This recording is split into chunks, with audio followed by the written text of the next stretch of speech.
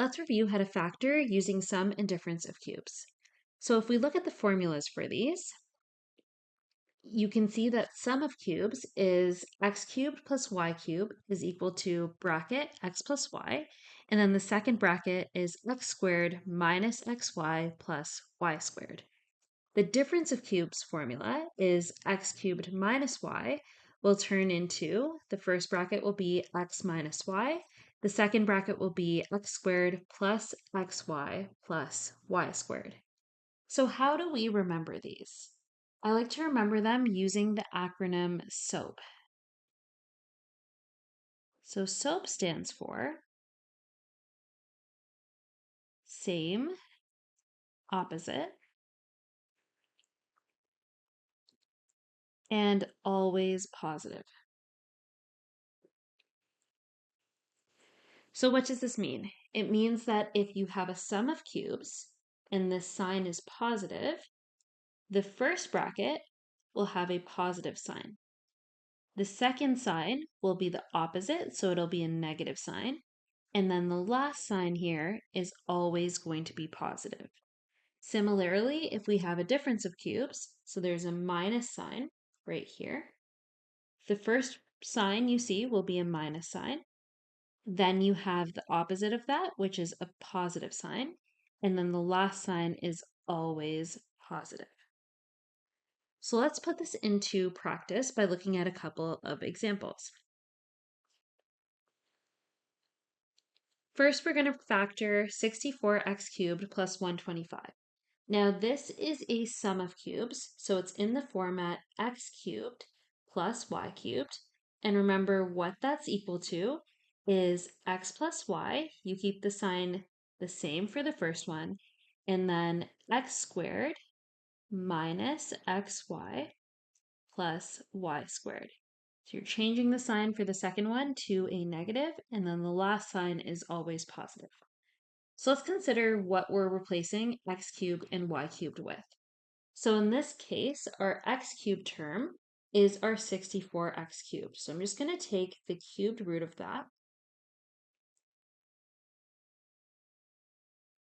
to see what our first term will be. So the cubed root of 64 is 4.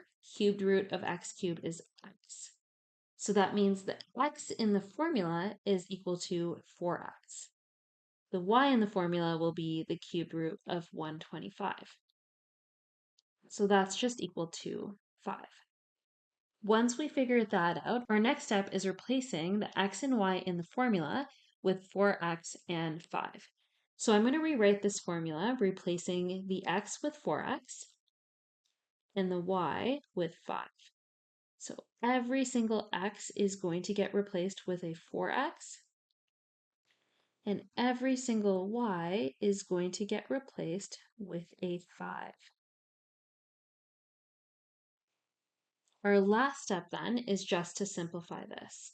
So our first bracket is 4x plus 5. In our second bracket, 4x squared would be equal to 16x squared.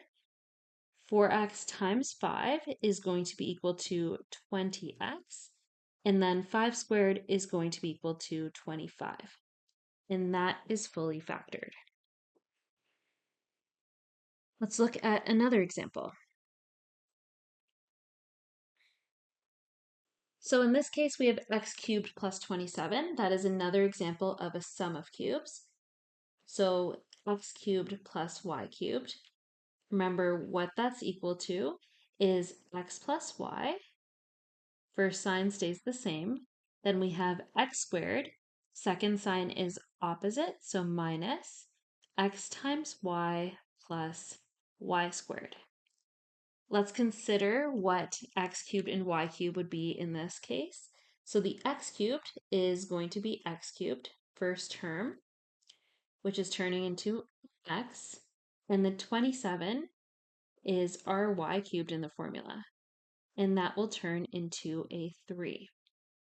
So I'm going to rewrite the formula again, replacing the x's in the formula with these x's, and the y's in the formula with the 3. And that's going to give us x plus 3.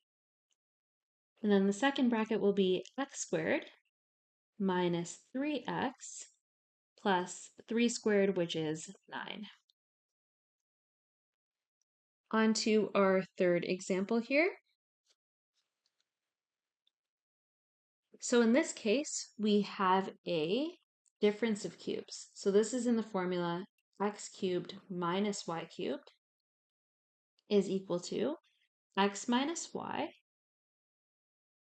x squared plus xy plus y squared. So first sign stays the same. It's negative, just like in the question. Second sign is opposite, so it goes positive, and the last sign is always positive. In this case, our x cubed term is 27y cubed. So I'm going to take the square root of that, which is going to give me a 3y. Then the y cubed term is 64. So I'm going to take the cubed root of that, which is going to give me a 4. Let's rewrite this formula. So the first bracket is 3y minus 4. Second bracket will be 3y squared plus 3y times 4 plus 4 squared. When we simplify that, our first bracket stays the same, and our second bracket will change to 9y squared plus 12y plus 16. And that is how you factor using sum and difference of cubes.